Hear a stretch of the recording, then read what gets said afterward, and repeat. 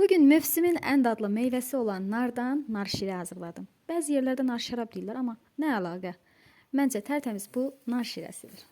İşə ilk öncə ağazdakı narları toplamaqla başladım.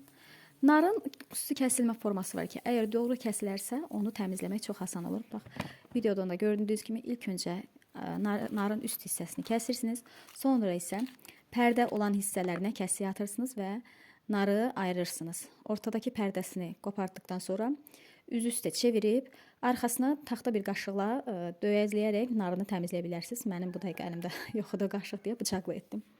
Narı təmizlədikdən sonra bir qazana tökərək ocağın üzərinə qoyuram. Bunu etməklə narın şirəsini dənələrindən daha rahat ayırmaq olur.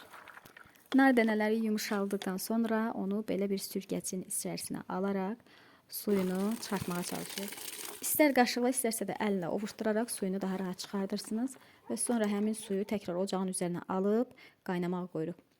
Qaynayıb tam qatlaşdıqdan sonra nar şirəmiz hazırdır. Ocağın üzərindən götürə bilərsiniz, amma arada beləcə kəfini də almağa çalışın, çünki narın şirəsinin daha parlaq, daha axışqan olması üçün bu vacibdir.